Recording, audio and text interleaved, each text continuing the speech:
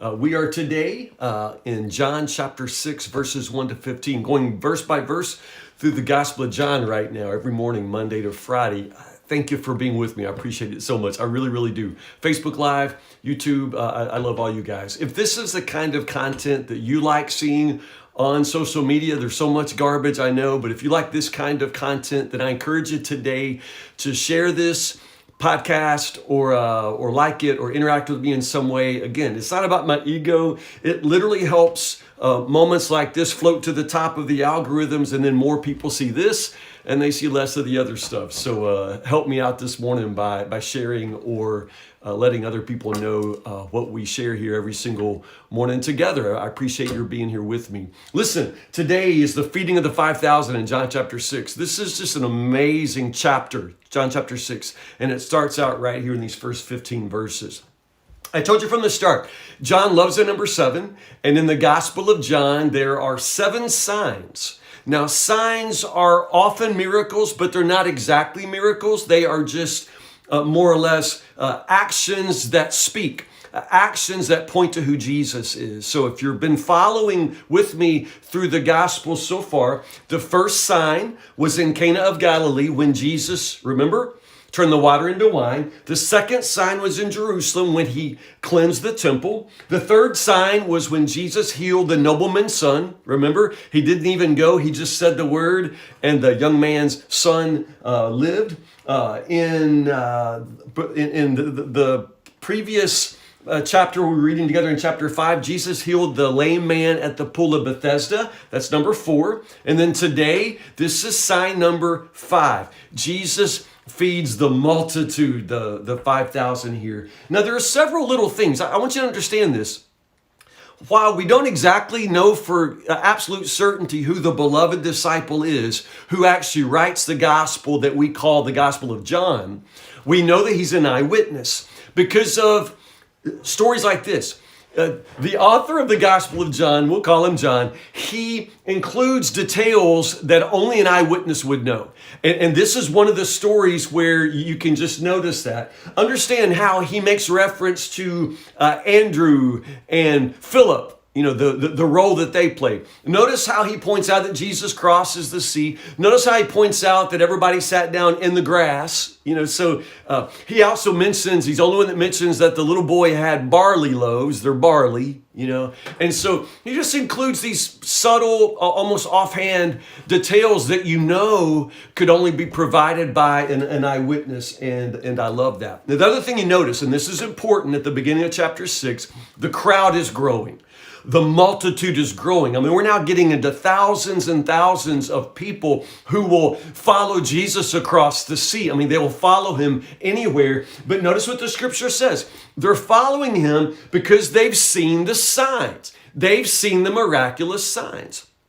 There is, in this gospel, this peculiar relationship between seeing and believing. And it seems like when people see the miraculous signs that they're going to believe. But that is not always the case. It's not always the case at all. So recognize this tension. And this is sort of, you know, right here, tipping the hat so that you understand. They're following because they've seen the signs. But that doesn't mean that their following is genuine. It's not very deeply rooted, as we're about to find out.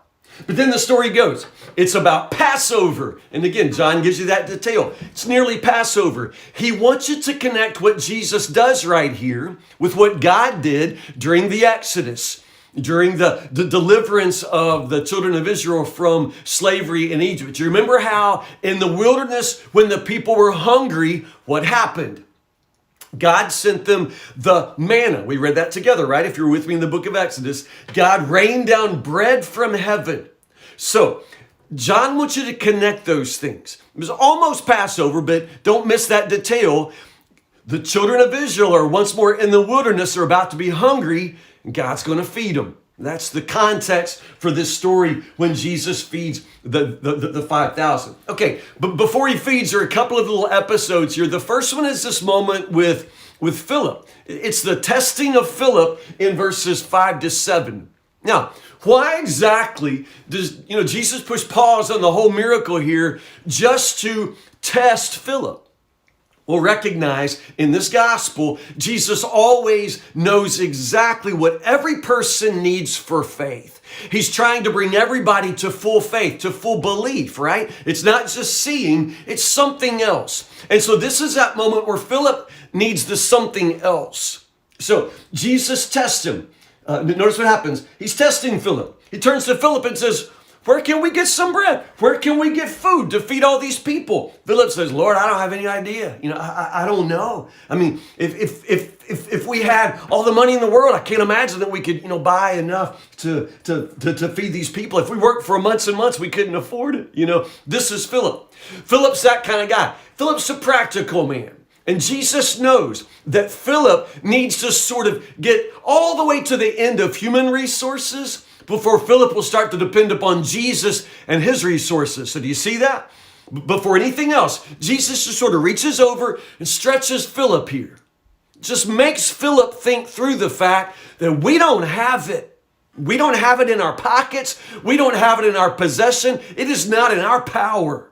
Understand? So Jesus is testing Philip only to build his faith, to help Philip realize you can't depend upon yourself. You got to depend upon me. All right, that's one episode. The second one is with Andrew. What kind of man is Andrew? Well, Andrew is a person that in the gospel is always bringing somebody to Jesus. Now, there's a whole sermon there I can't preach, but you get the point, right? Andrew always bringing somebody to Jesus. First time we meet him, Andrew brings his brother Peter to Jesus. And now in this instance, he's bringing this little boy. Andrew brings the little boy to Jesus. And Andrew has this loaded question, which I love. Andrew says, well, here's a young boy that he's got a Lunchable in his pocket. Those little Lunchables, like 5 crackers and a couple of itty bitty pieces of bologna. Yeah, it's that kind of thing. This is a little boy's lunch. God bless the mama who packed this lunch. She had no idea what God was going to do with her little lunch. But understand, this little boy had his lunch. He brought lunch. He brought lunch for himself. One little boy, he's got like a can of, Vienna sausages and a couple of saltines. And so Andrew brings him up and says, here's this little boy. He's got he got 5 Vienna sausages and 5 saltines, but how far will they go in this crowd? It's a rhetorical question because in Andrew's mind, this is ridiculous. I'm embarrassed to bring this up, but this is the only food we got. And how far is that going to go in this crowd? I mean, literally, that's what he says in the Greek. What is this, among so many? How far will this go? And that's what I mean by loaded question, because you know the answer to that question, right? I mean, how far will, a can of Vienna sausages and a package of saltines go? As far as Jesus needs it to go, right? Just put them in his hands. So Jesus says, give it to me. Jesus blesses it. Again, there's a sermon everywhere here, y'all. I mean, right there. There is nothing too small for Jesus to bless and use. So whatever it is in your hands, whatever you got right now, you're facing this enormous problem, right? You don't have it in your pocket. You don't have it in your possession. You don't have it in your power. All you got is this, right? I mean, what little you got, but I'm telling you, what little you got, it's gonna be plenty. You just take it to Jesus. It's never too small for him to bless it, never too small for him to use it. So he blesses his little boy's lunch. And then he has everybody sit down. Now it counts the men. Remember, it says there were, alone, the men numbered about 5,000. Why are we just counting men?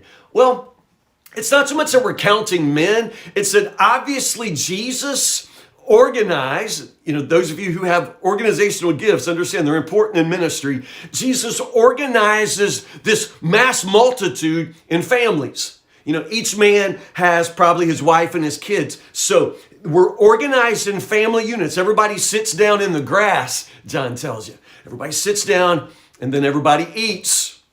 Now, one little detail, and I love it. It says right there in verse 11, everybody ate all they wanted. Everybody ate all they wanted. This is one of those you can have seconds and thirds. I mean, everybody gets all that they want. That's amazing. That's the miracle. Everybody eats all that they want. And then at the end of it, notice this other detail, at the end of it, leftovers. There's more left over at the end of this miracle than they started with. Now, you just wrap your head around that, because that's how Jesus works. And that's the way he's going to work in your life if you let him. Got more left over at the end. Actually, one more little detail that John includes, there are 12 baskets. 12 baskets. What's the significance of 12 baskets left over? Well, how many disciples? Right, understand? It's not just that Jesus feeds the multitudes. Jesus feeds the disciples too. Jesus feeds his servants, right? I mean, at the end of the day, he takes care of those that walk closely with him. They each have their own basket. 12 disciples, 12 baskets at the end left over. More left over at the end than they started with, right? And then the scripture says, man, now that people love Jesus, right? I mean, they love Jesus now. So actually, they're like, man, he's the prophet we've been waiting for. He is exactly what we've been looking for. And then others are ready to force him to be the king. I don't know how you force somebody to be your king, but they were ready to take him and bow down before him and make him the president. It was going to be an inauguration, you all, except Jesus ain't having nothing to do with this. Understand? Remember what we said early in the Gospel of John when all the people saw the signs and they trusted him, but Jesus didn't trust them. You understand? Jesus is not the kind of prophet they've been looking for. Oh, he's a prophet. And he's a king too, but he's not the kind of king that they think. He's not what they want. And in just a few verses, that's going to be obvious. This is so good, you all. This is so good. Tomorrow, pick up right there. Chapter 6, verses 16 to 21. Chapter 6, verses 16 to 21. This is so good, and it just gets better. Chapter 6 is an amazing chapter in the Gospel of John, and you have no idea how the bottom's about to drop out. John chapter 6, verses 16 to 21. That's it for today, you guys. I love you so much. I will see you tomorrow, Lord willing, 10 o'clock for 10 with Tim. Read ahead and jump in with me. I love you guys. I'll see you tomorrow.